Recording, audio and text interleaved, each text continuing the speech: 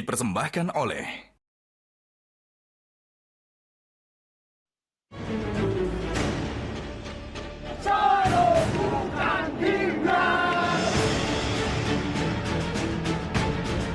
yang peduli tentang ide, peduli tentang gagasan, peduli tentang Indonesia, justru mereka yang harus mewarnai pilihan.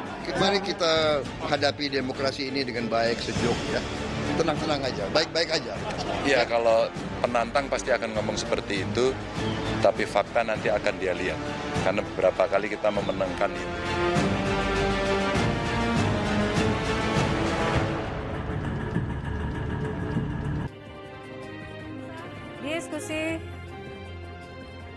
Diskusi kembali kami lanjutkan, Bang Eriko, mengenai tema debat yang ketiga untuk kali ini. Menurut Anda seperti apa? Ya, kami tentunya mempersiapkan apa yang, ya kalau sebenarnya secara jujur, Mas Ganjar dan Profesor Mahfud ini kan sudah memang in charge di track recordnya ya. Seperti Mas Ganjar kan sudah sebagai eksekutif 2 periode, legislatif, jadi sudah tidak lagi hal yang baru untuk katakan debat atau ya ini sebenarnya semacam diskusi yang jauh dibuka lebih luas. Oke. Nah, tapi kan kemudian tema debat yang ini kan dianggap menguntungkan capres seperti Prabowo seperti itu. Apakah kemudian justru nantinya kemudian dari tim Ganjar akan kemudian mencari titik lemahnya, akan lebih mudah mencari titik lemahnya, titik serangnya seperti itu? Mbak Fikri, ini yang sering harus kita luruskan ya. Saya rasa kita tidak berbeda dalam hal ini. Debat ini kan mencari sebenarnya otentifikasi daripada masing-masing calon. Sekarang saya coba tanya Mbak Fitri, apakah seorang calon itu dalam debat itu menggambarkan kemampuan yang sesungguhnya? Kan tidak juga. Kondisi real jauh lebih berat daripada kondisi yang ada di debat itu. Tetapi masyarakat, rakyat Indonesia mau melihat sejauh apa seorang pemimpin dalam bersikap. Nah, ini juga katakan seperti judul ini, Pesta Demokrasi, ini juga panggung. Ada yang mampu berteatrikal, ada yang mampu berlaku seolah-olah ya dia di panggung pertunjukan. Padahal kondisi real di masyarakat itu bukan pertunjukan, sesuatu yang nyata. Nah, ini yang dilihat masyarakat. Lah, kami ya kalau dikatakan subjektif ya monggo saja. Untuk Ganjar sendiri debat adalah show atau substansi?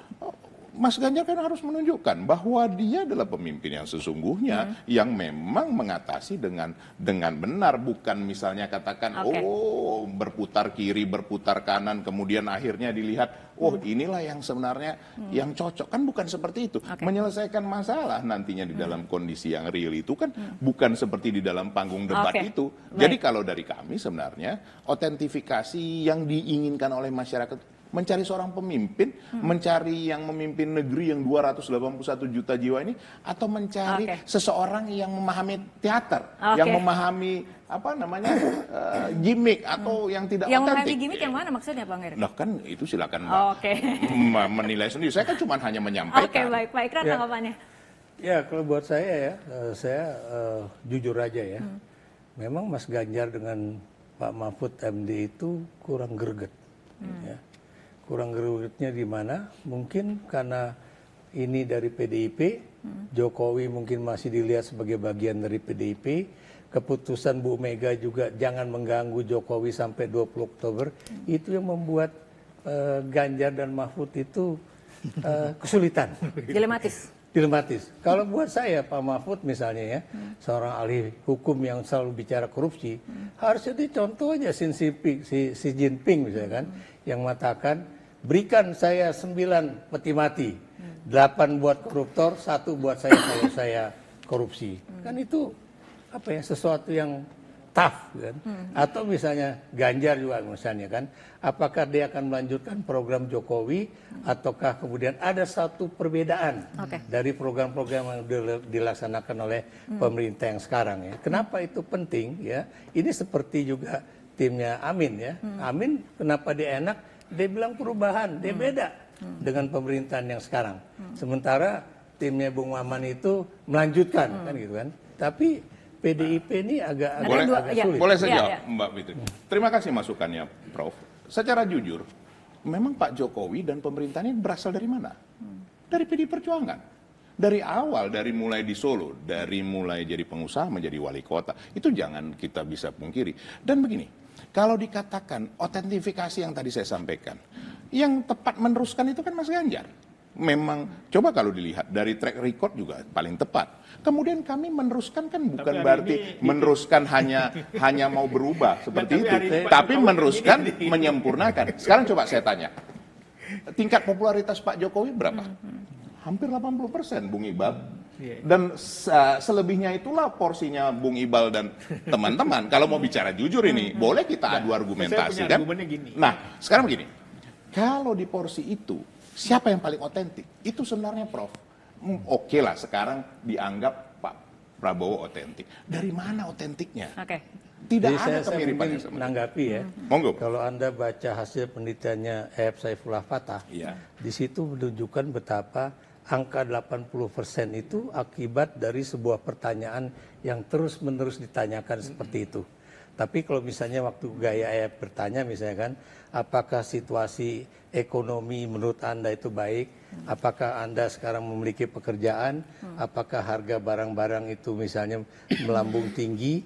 Apakah misalnya uang yang Anda dapatkan itu cukup untuk itu? Jawabannya pasti bukan 80%. Lah, lebih rendah. Justru itu Prof, kenapa kami mau menyampaikan? Kita meneruskan dan apa? Menyempurnakan.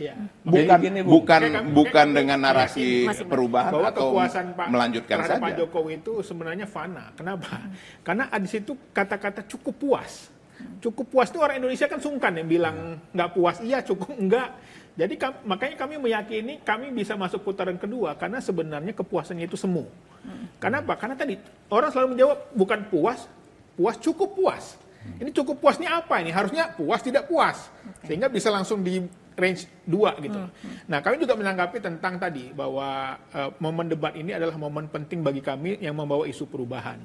Kenapa? Kami ingin kami ingin menampilkan sesuatu yang baru yang tidak ada pada sebelumnya. Mungkin Pak Prabowo nanti mungkin nggak perlu banyak visi misi, dia tinggal cukup ceritakan aja kinerja dia sebagai Menteri Pertahanan kan gitu.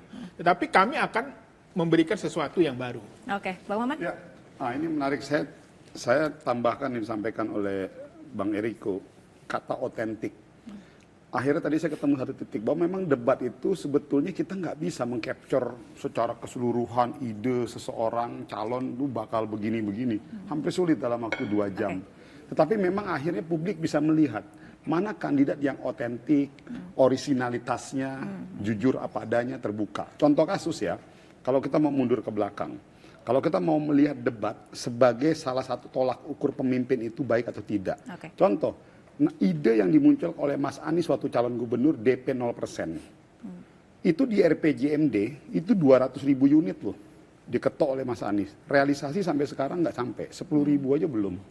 Nah artinya maksud saya, poinnya saya mau bilang bahwa pada akhirnya publik memang melihat debat, itu lebih dilihat pada orisinalitas, kejujuran apa adanya si kandidat. Saya sih melihatnya begitu, ya. Bahwasanya akhirnya dari kubu nomor 1 atau siapapun itu melihat debat adalah ruang untuk menampilkan, ya itu sah-sah saja. Karena memang debat adalah ruang panggung untuk membangun sebuah skenario, jalan cerita, ataupun ya membangun sebuah kemasan-kemasan. Tetapi kembali lagi saya meyakini dengan sudah berprosesnya proses demokrasi yang cukup panjang di Indonesia, masyarakat akan melihat lebih kepada orisinalitas dan otentiknya. Mas Philip, ini memang beda dengan pemilih yang sudah memantapkan pilihan. Untuk pemilih yang mengambang, apakah memang mencari gaya yang orisinalitas apabila kita berbicara mengenai debat, Mas Philip? Sebetulnya kalau lihat dari data-data survei ya, bukan cuma yang dilakukan oleh CSIS, tapi lembaga survei lain, selalu ada pertanyaan begini. Dari mana informasi tentang politik dan pemilu yang Anda peroleh? Itu televisi masih nomor 1. Televisi itu masih nomor 1. Karena itu, debat yang disiarkan langsung melalui televisi itu adalah ruang yang paling efektif dan efisien buat kandidat, karena dia bisa menjangkau orang seketika. Memang harus turun ke lapangan, betul. Tetapi TV itu sekaligus tiba-tiba dia mencapai orang banyak kan. Yang pertama. Yang kedua, tadi saya dalam kaitan ini mungkin yang disampaikan Prof. Lely betul. Bahwa bahkan dalam debat yang 2 jam, orang cuma melihat mosaik-mosaik aja. Ada orang yang mengejar substansi. Dia mau lihat apa sih substansinya. Tapi ada orang yang mau melihat formnya aja. Iya benar. Iya kan? Ada yang mengedepankan form. Misalnya kalau Pak Gibran kemarin bahwa Pak Gibran sangat lancar berbicara. Tetapi kalau orang yang mungkin tadi sampaikan Mas Ikrar, kalau dikejar substansinya mungkin masih banyak pertanyaan. Tetapi ekspektasinya adalah Pak Gibran sangat lancar berbicara gitu. Buat timnya Pak Maman itu mungkin cukup. Karena dia tiba-tiba mengatasi ekspektasi orang-orang kan gitu. Tetapi mungkin ada orang-orang yang diharapkan punya substansi tertentu gitu. Lebih dalam. Yang lebih dalam. Seperti tadi sampaikan Mas Ikrar. Mas Ikrar pingin misalnya ngelihat Pak Mahfud lebih tough dalam soal anti korupsi dan hukum dan lain-lain. Nah menurut saya debat yang besok ini sangat penting buat ketiga kandidat karena justru temanya itu tema yang masyarakat Indonesia sebetulnya tidak terlalu mengikuti soal internasional, soal geopolitik dan lain-lain sehingga apapun yang sampai kandidat ini punya peluang akan diserap oleh masyarakat gitu. Mungkin orang yang senang urusan-urusan politik, geopolitik masih Ikrar sama saya paling. Tapi masyarakat tuh enggak, justru di situ dia bisa mengedepankan hal-hal yang baru seperti yang disampaikan oleh Bang Iqbal tadi.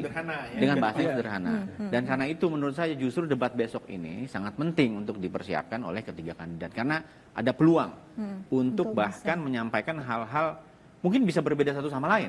Dan mungkin harus bisa berbeda dari Pak Jokowi juga gitu. Bahkan buat Pak Prabowo gitu ya. Atau yang lain bisa setuju juga sama Pak Jokowi. Karena masyarakat dalam hal isu internasional itu tidak terlalu mengikuti gitu menurut saya. Tanggapannya dari Bang Eriko, Bang Maman dan juga Mas Iqbal, kita ke Bang Eriko. Ya, saya harus jujur juga menyampaikan seperti kemarin kan. Benar yang disampaikan Prof. Ikrar juga. Ya kalau kemarin kan membahas ekonomi. Kalau kita lihat dari ketiga calon wakil presiden kan tidak ada yang memang mempunyai latar belakang ekonomi. Jadi ya berdasarkan persepsinya masing-masing. Dan memang kalau kita mau kritik otokritik ini memang harus diadakan penyesuaian, Prof. Artinya apa sebenarnya yang ingin diketahui masyarakat itu yang seharusnya dibahas lebih jauh responnya. Itu tadi saya sampaikan itu. Saya sependapat juga dengan Kang Maman, otentifikasi, originalitas itu yang dari awal sudah saya sampaikan itu penting sekali. Bagaimana seorang pemimpin nanti bila mana diberikan kesempatan untuk memimpin itu jelas mengambil sikap seperti apa. Itu sebenarnya yang dikendaki oleh masyarakat. Tapi memang ya kalau bicara jujur belum sempurna ini. Tapi paling tidak di angka 40, 36 sampai 40% masyarakat itu berpengaruh. Kami secara internal saja ada kenaikan 2%. Itu harus jujur kita sampaikan. Seperti itu. Bang Maman? Ya, kembali lagi Mbak, tanpa bermaksud mau mengesampingkan debat. Secara prinsip saya setuju bahwa forum debat ini tetap harus dibuka terus dalam rangka biar publik bisa juga menyaksikan. Tetapi sepengalaman saya, apa yang disampaikan dalam forum debat itu sering sekali berbeda jauh dengan implementasi penerapan keseharian di pemerintahan. Karena kompleksitas permasalahan Indonesia juga luar biasa. Karena itu yang saya, lalu yang kedua gini, kalau kita mau mengukur kembali lagi forum debat itu sebagai sebuah tolak ukur kompetensi seseorang, saya pikir ini tidak bisa dijadikan sebagai salah satu tolak ukurnya. Jadi saya rasa, tapi bukan berarti saya mengesampingkan debat. Penting dalam rangka mengukur originalitas tadi, tetapi ini bukan hanya satu-satunya lagi ukuran tolak ukur dalam melihat seseorang. Dari sisi pemilih, justru memang mau melihat dan juga menagih janjinya nanti. Justru itu memang poinnya. Jadi kalau dari sisi yang campaigning bukan governing. Gitu. Tetapi dari sisi pemilih, kita mau lihat kandidat ini bicara hal yang substantif dan memang nanti pasti berbeda kita tahu gitu, Bang Maman. Tapi justru itu gunanya debat buat sisi pemilih. Apakah nanti kita bisa tagih janjinya ini yang dia sampaikan secara terbuka ketika campaign gitu. Jadi mungkin ini ada perspektif yang agak berbeda nih, Bang Maman. Kalau saya sih pikir sama Mas, maksud saya itu saya bilang begini, karena pasti debat itu sebetulnya, mohon maaf kalau mengutip bahasanya sahabat saya Bang Masinton, ini ajang kecap-kecap. Ini bahasa ininya. Karena, contoh aja tadi saya bilang, misalnya DP 0%. Yang disampaikan, hari ini saya harus bilang bahwa kalau kita mau mengukur tradisi debat dan diskusi kan itu dimiliki oleh seorang Anies Baswedan, tidak dimiliki oleh Pak Prabowo karena beliau militer. Mungkin Mas Ganjar juga memiliki tradisi itu. Jadi artinya kepiawaian seorang Anies itu sangat memiliki kepiawaian dalam rangka menyampaikan apa yang memang.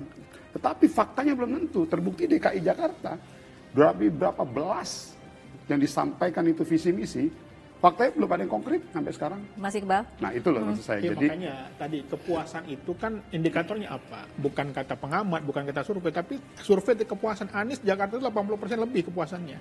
Sama kayak mobil SMK lah Pak Jokowi kan, ketika mobil SMK sampai sekarang nggak realistis. Tapi kan masyarakat kan tinggal ngomong aja ya saya sudah laksanakan, ternyata hanya sekian persen. Itu lebih baik daripada nggak memperdulikan gitu. Makanya kemarin saya juga waktu Gibran juga cerita hilirisasi, ini kok mirip-mirip mobil SMK ceritanya nih gitu loh.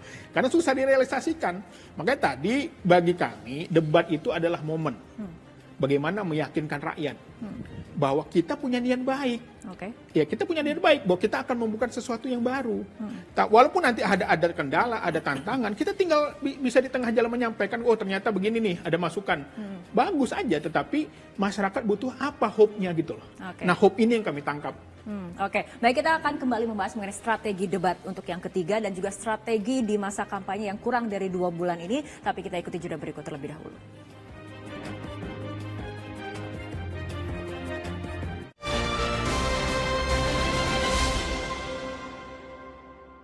Dipersembahkan oleh jelajahi cara baru mendapatkan informasi. Download Metro TV Extend sekarang.